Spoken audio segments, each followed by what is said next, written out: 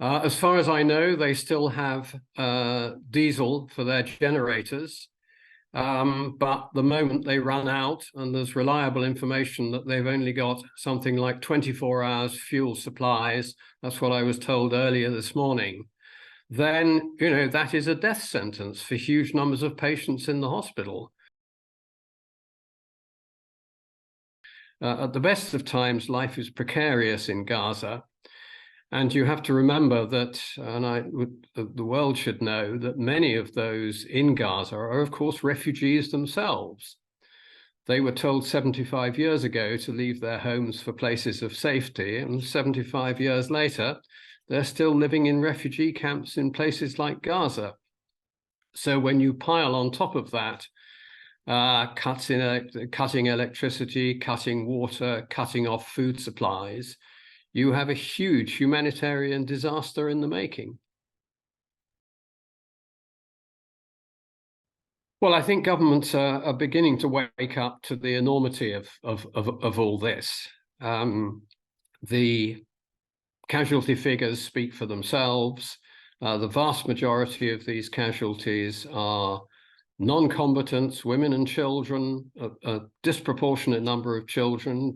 Gaza is a very youthful population. And this really cannot be allowed to go on. There needs to be a restoration of water. There needs to be a restoration of power. The power station needs to be allowed to import the diesel it needs, and hospitals need to be able to import the diesel they need, and also ordinary families who need to be able to cook for their children. They need energy for that. Food supplies are running very, very short.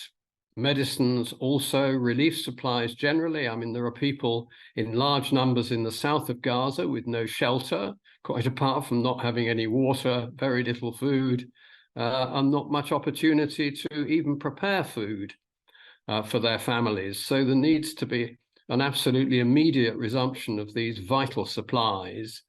And there needs to be safe passage for medicines, food, and so on. If the Israelis refuse to allow it through their crossings, then one would hope that something can be arranged through Rafah.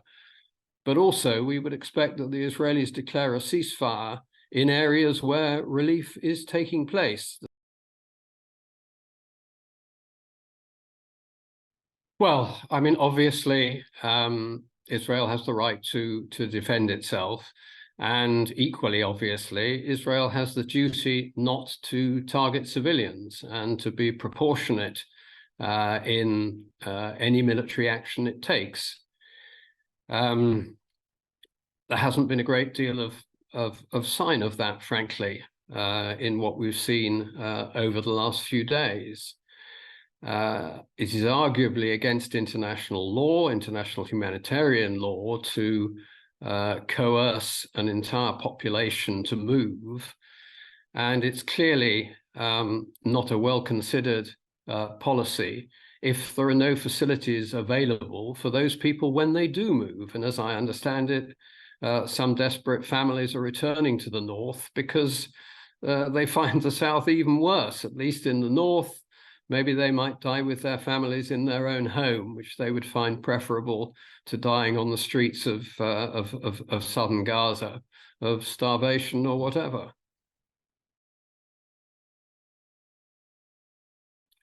So there is a big need for the international community to stick up for humanitarian principles, to work with the UN and other international bodies, the WHO and so on, to raise the siege and make sure that the civilian population are protected to a reasonable degree.